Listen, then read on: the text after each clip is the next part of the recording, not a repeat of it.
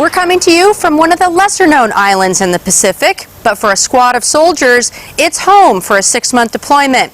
Welcome to this edition of Pacific Magazine. I'm Amy Forsythe.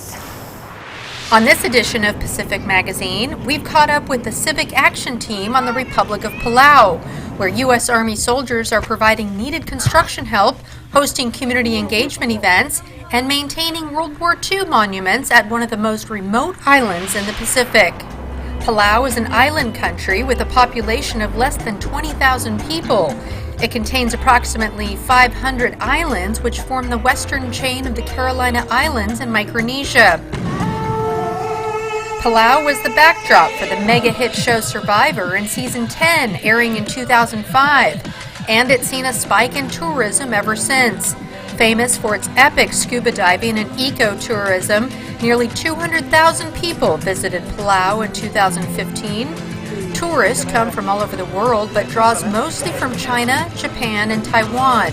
The CAT mission originally began in 1969 with a team of Seabees and shortly after became a tri-service effort with U.S. Army engineers, Navy Seabees, and Air Force Red Horse teams rotating every 6 months, maintaining a positive presence on the island. Here at Camp Katu is where the team lives. It's just outside town near the National Airport. It's from here they run their daily operations and prepare for missions. U.S. Army engineers on a 6-month deployment as a Civic Action Team known as CAT are providing apprenticeship training and construction help on the tiny island nation of Palau. They're working hand in hand with locals to prepare them for jobs with specific skill sets. We actually have apprentices. We went through a program in Guam that helped us to be able to teach. Like, I've had apprentices in the civilian world, but that part right there helped me out as far as being able to train other soldiers or apprentices. But we actually have apprentices that work underneath us that we're actually able to guide and mentor. Rowe and other soldiers are providing basic construction and engineering help where they can, like erecting this fence along a busy road. As school kids play here, sometimes their balls would end up going in the street, but not anymore thanks to this new fence. This mission began in 1969 and has evolved to where the teams have become a beloved part of the community. It's a good feeling knowing, waking up and knowing that you're going to be able to make a positive impact. It's been fun. It's a fun challenge. We'll say that because you run into some things and you think about it for a minute and it clicks and you're like, oh, I can make it work like this. The CAT mission in Palau is shared by Army engineers, Navy Seabees, and Air Force Red Horse units.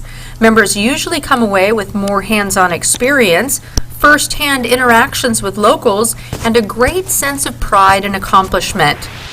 The mission here is threefold: to provide a continuous favorable military presence, assist and train local population in general engineering, and provide basic disaster relief if needed. I'm here with the officer in charge of the CAT mission Palau, First Lieutenant Brianna Davis, and she is in charge of the day-to-day operations here with her squad. So how's this experience been so far? Well, I have to say, Amy, it's been really, really rewarding. From the first week we were here, the Palauan people opened their arms to us and really made us feel at home right away.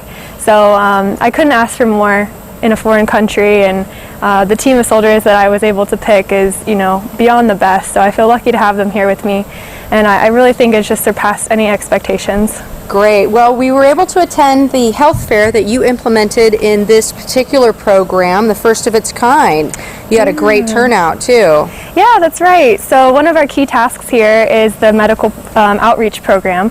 So we sort of combined that with our community outreach and turned it into this health fair idea. So the local clinics and entities here came to the health fair, set up different screening booths, and our doc helped. So they screened for things like high blood pressure, high cholesterol, diabetes, some of the main diseases that plague Palau right now. Members of the Civic Action Team also hosted booths about nutrition and workout advice, and to educate people and let them know what they can do to really change things. Soldiers based at Schofield Barracks in Hawaii are on deployment to a remote island in the Pacific. The Civic Action Team, known as CAT, is providing medical outreach, community support, and apprenticeship training as part of one of the Department of Defense's longest-standing missions. So the ultimate goal of our medical program and our community relations program here in Palau is to get people active. Davis and her team of soldiers from the 84th Engineer Battalion are on a 6-month rotation to further a positive U.S. presence on the island nation of Palau. Today they're hosting a community health fair at the local college in the capital city of Koror. This was something that we kind of dreamt up with the idea that we could really bring the accessibility to Koror, to the people, and make it an event that people remember and spur some change. We had a big turnout for this health fair, and I know a lot of people are still requesting for it, and hopefully we can have more of that for the community. The CAT mission was started in 1969 and has had some kind of ongoing presence over the last 45 years. Staff Sergeant Bankhead is on his second rotation and has seen some locals get more involved in sports and fitness since his last rotation a year ago. There's a lot more people, on camp at the gym, at the marathons, at these health events, at our workout sessions. So it's improving the people as a whole, and we get to grab the youth while they're young and teach them these positive traits. So this location, it's a community asset that we are utilizing to bring people together and give them the tools they need to stay fit and healthy. The soldiers are on Palau conducting other medical outreach and community relations projects until a Navy CB unit rotates in to replace them in February. Lieutenant Davis meets regularly with civic leaders to best determine local needs and how the CAT mission can help communities on Palau. Team members are encouraged to get involved in community events like hosting a weekly radio show by playing their favorite music and talking about CAT community engagements. Lieutenant Davis also volunteers by teaching kids how to swim at the public pool. In addition to the community relations and construction projects, the soldiers are in charge of the upkeep of World War II monuments on the island of Peleliu, where U.S. Marines fought a bitter battle during World War II. The Civic Action Team from Palau makes the hour-long boat ride over crystal clear blue waters and shallow channels to the tiny island of Peleliu to maintain several U.S. and Japanese World War II monuments at the sites where Marines and soldiers died in 1944. The team is responsible for cutting the brush and basic upkeep of the markers. We're doing a deck reconstruction for a memorial at the top of Bloody Nose Ridge here in Peleliu for Major Lee Jackson. World War II veteran, and pretty much the weather got to it. It was inaccessible by the tourists and the locals, so we're coming out here in the rain and we're patching it up. The island of Peleliu is 1,000 miles south of Japan and 600 miles east of the Philippines. The Battle of Peleliu resulted in the highest casualty rate of any amphibious assault in American history. Of the nearly 30,000 U.S. Marines and infantry troops involved in the 3-month battle, 3,000 were killed and 10,000 were wounded. Nearly 10,000 Japanese soldiers were killed, and they lost possession of the island that was a target for the strategic airfield. Today, it's home to about 400 permanent residents and draws scuba divers from around the world. The monuments and battle relics draw thousands of Japanese visitors every year, so it's an important contribution by the CAT mission. It's also important for the tourism economy to maintain those public areas, explains a Peleliu government official. The CAT team, not only do they come and help maintain, but they educate and they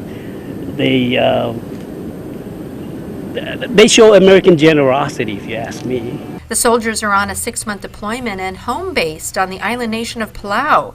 The CAT mission continues after nearly 45 years as one of the Department of Defense's longest-running programs in the Pacific. Lieutenant Davis and her team will be here through the holidays and report back to Schofield Barracks in February. Thanks for watching this edition of Pacific Magazine. Reporting from Camp Katu in the Republic of Palau, I'm Amy Forsythe.